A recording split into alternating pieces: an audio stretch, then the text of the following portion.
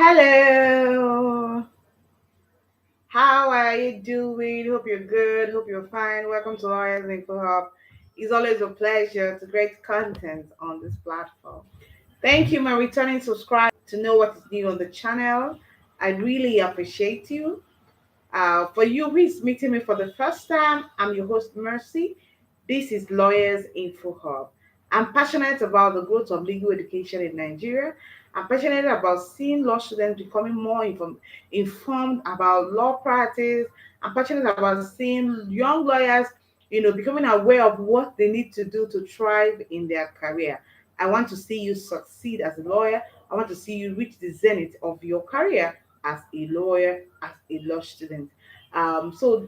This platform is here to support you become that better lawyer, that better law student, and to help you thrive in your chosen field or career.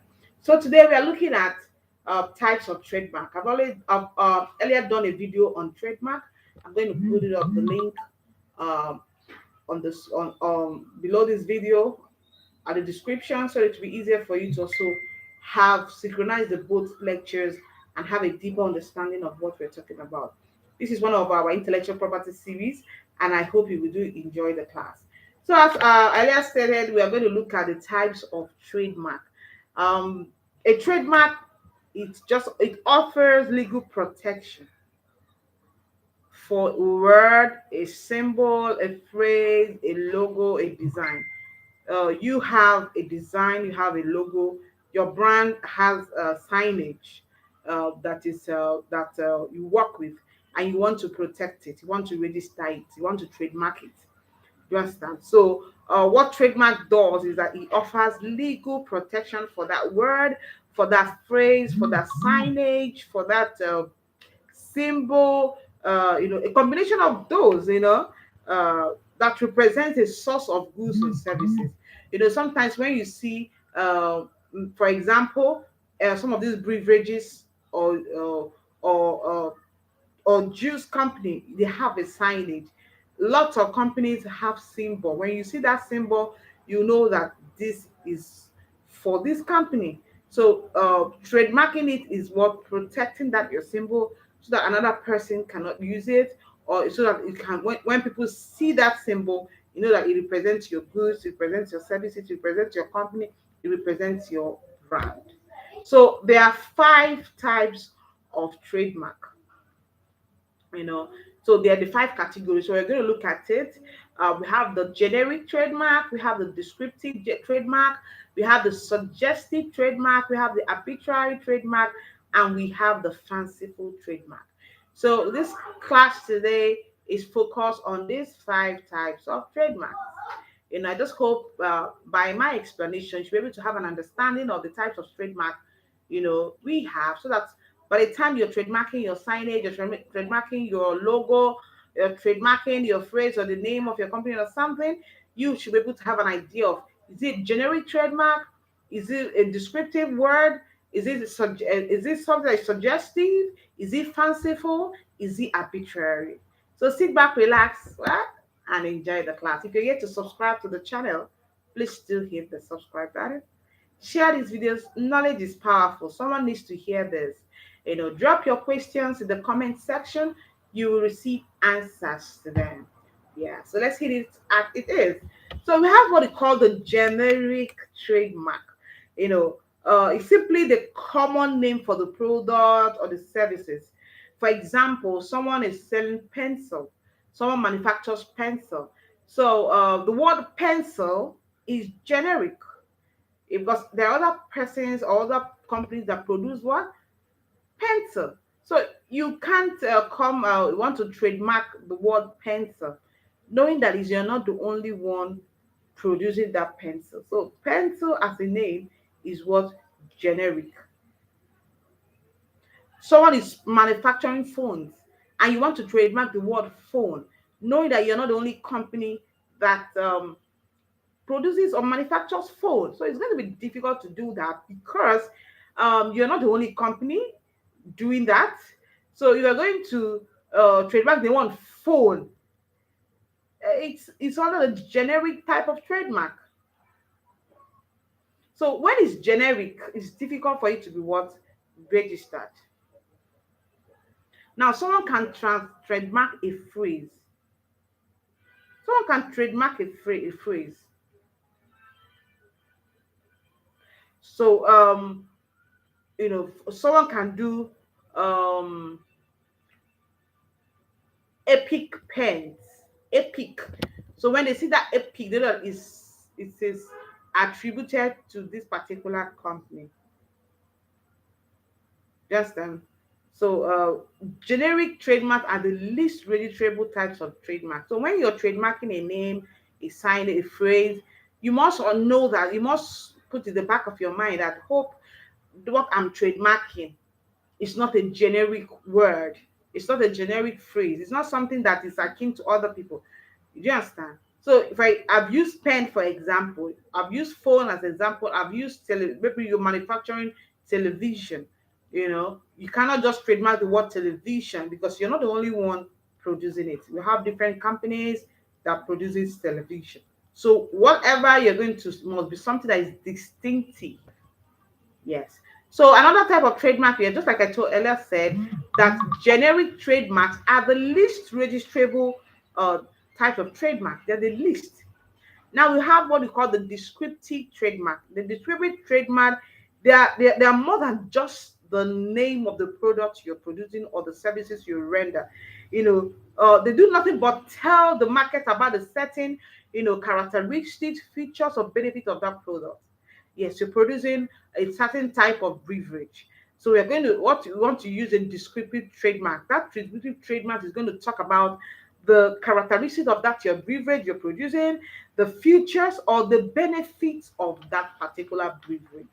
So when you see certain people use descriptive trademarks, they are at the same time they are all at the same time marketing their product because once you see that name, once you see that phrase, it's telling you about what this product can do, the features of this product, the characteristics of this product. For example, you're selling printers. You can't trademark the word color because that is the feature of your printer. No. Peradventure, you run an accounting firm. You can, you can trademark timely accounting services. When they hear the word timely and they know like is the so person, that's the brand of that person. So timely accounting services. Just that, or for example, you can use um positive hair product, positive aloe vera soap. This is for example, positive aloe vera soap or highly effective aloe vera, highly effective soap. That is an example. It's a phrase, but it's trying to describe to you what that soap does, that is highly effective. So descriptive trademark explains the characteristics of that product, sometimes shares the features and the benefits. It's not generic.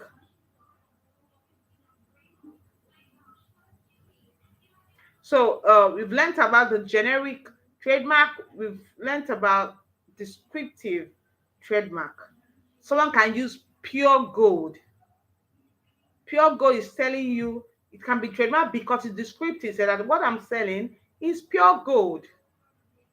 One can say organic soap or picky organic soap. Everyone knows that what you're selling is an organic soap. Now we have the third type of trademark, which is called suggestive marks. Suggestive marks, they give the customer some idea about your product or service. They don't just describe the main feature characteristics or one of the features or characteristics in a way that adds nothing to the trademark or in terms of identity. Suggestive as the word sounds, the description of what that suggestive mark adds to the features of your service or the features of your product. Now someone can use long lasting perfume. What is showing is that, or everlasting perfume, everlasting, it shows that everlasting is like a long word that depicts something that is that lasts for a long time, something that lasts for a long time. Is a suggestive word that means that that kind of portrays the longevity of that product. So that is a suggestive mark. It has this distinctiveness. It is more than a descriptive mark because it has its own distinctiveness. Sometimes people might say descriptive marks and descriptive and suggestive mark are kind of similar. What makes suggestive mark different is that that feature is showing you is what distinguishes that product from another product. I just hope you understand it. We've talked about generic trademark, we've talked about descriptive trademark. We are not talking about the suggestive marks. Now, someone can use, I've used everlasting. Someone can also use unbreakable ceramics factory, unbreakable plates services, just to show that that unbreakable is just trying to show this thing does not break as normal plates or ceramic plates, will always break. So it's just a mark that shows that this thing, this is what distinguishes this product from another product. Now we have what we call arbitrary marks. Now these arbitrary marks is like, for example, you see the word apple. It's the word that does not have any meaning in the dictionary. You see someone trying to, okay, when you hear the word apple, you think it's apple. No, apple, they are phone companies. It's a phone company that produces products. You know that this is an Apple phone. It's an iPhone. Is this or is an Apple product? Apple has nothing to do with phone, but they use that word apple because when you hear that apple, you know that it belongs to this company that produces this type of phone or this type of electronic gadget. You use a dictionary word that has nothing to do with the services you render. Someone produces someone produces eyeglasses, for example. You produce eyeglasses, and the name you now call it is mangoes. Your eyeglasses has nothing to do with mangoes, but that is the name you choose. That's the name of the brand you choose that you want to trademark it. It's an arbitrary mark. They use a word that is unrelated with the product or services. So that's what makes it arbitrary. It has nothing to do with the product. You cannot even relate it to the product the company is producing, but it's the word or the phrase they want to use. So it's a good one. It's easily trademarked and it can fly very well. Now we have what is called the fanciful trademark. Fanciful trademark. When you come up with a word that does not exist, fanciful, it means nothing. It has no dictionary meaning. You just come up with a word just for your product, and people set it up on the internet or on the dictionary. It has no meaning, but you created it. It could be a combination of words, combination of your name, combination of your children's name, because just a name you saw and you just turned it.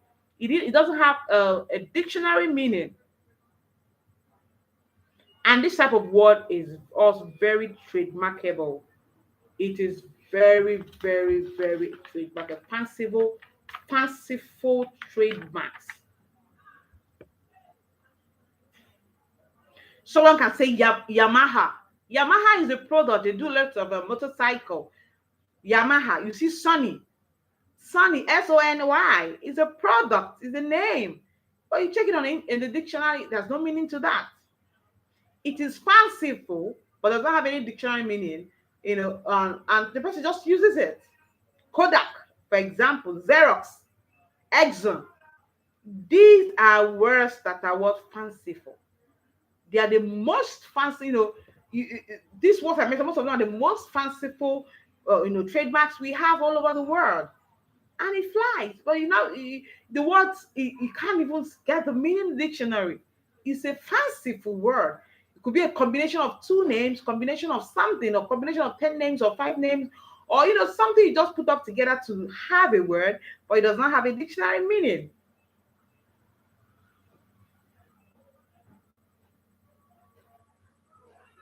Now, some people can say they are also generic. The only difference is that for those fanciful names or trademark, you can't see their meaning. Sometimes you wonder, where did this person get the name? Escalate, linoleum, for example. So it is important. I advise you that sometimes when you come to get your trademark registered, is to come up with a fanciful name that means nothing and does not exist in the dictionary. So you running a brand, you have a product you want to trademark, get a fanciful name. It works very fast, and there will be any query. It's way out of the word. There's no dictionary meaning. People don't even understand what it means. You can also give it the meaning you choose.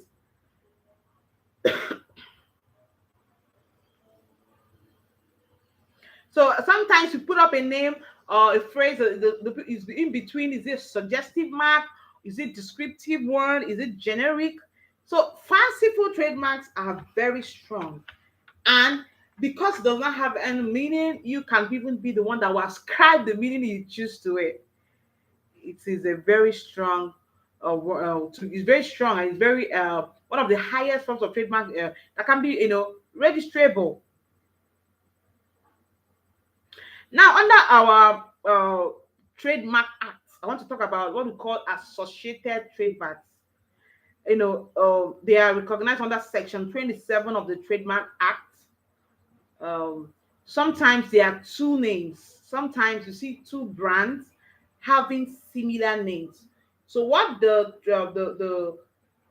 trade at the trademark register, what they do is to bring these names together as associated trademarks because they are similar in name, or there's something about them that is kind of similar in as much as they are registered under two different brands. To make the trademark register to be organized and tidy, so these names can be merged together as associated trademarks. you know for it basically, it might some people will say it might cause confusion to the public, but it's for the trademark register to be what organized. They bring in these names that are kind of closer or similar together under associated what trademark, so that the trademark register can be clean and what organized. They can have similar business nature, or just something about them that is similar. They will not group them under associated trademarks.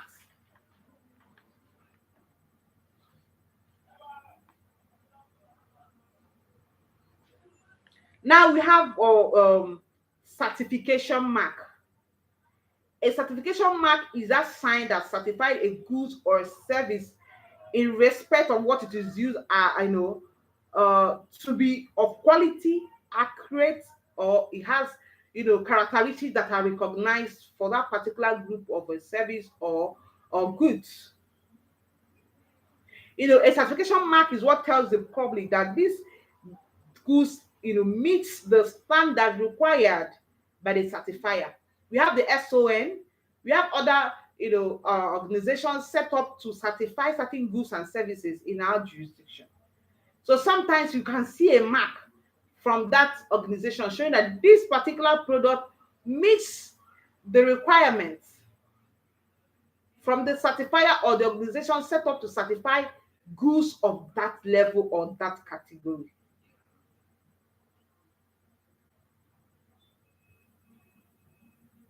Now, you see, an owner of a certification mark can also allow other people use that mark, but must be by the consent of what the owner. If only the people that are using the mark meet up with the standard of the mark, and the minister must give his consent, because it is assumed that a certification trademark is neither assignable or what transmissible. Check out section 43 sub 9 of the Trademarks Act. You see, a certification mark can also be known as a conformity mark. You know, just like in Nigeria, NAFDAC, gives approval to goods, services, good things people eat, drugs, that's what you watch it, you just check a product, say check the NAFDAC registration number. Check it so know that it conforms with the country's guidelines for the production of that goods. That is how a certification mark works. You see that SOM mark, or you see that mark to say that this one has passed through all that is required of it by the organization that is marked out to certify these goods and services. For example, one of the most famous certification marks is wool mark. When you see wool mark, it means that that goose is made up of 100% wool. You must also understand that a certification mark does not distinguish one goods from the other. Rather, it just shows that see this goods has conformed with the requirements set out by the certifier or the organization that certifies such goods in that country or that jurisdiction. We also have what we call defensive trademark. It's a form of trademark used to prevent trademark infringement. There's lots of trademark infringement going on. So when we have defensive trademark, are those form of trademark used to prevent trademark infringement. It can also be applied for by a trademark owner, or maybe for a well-known trademark goods or services.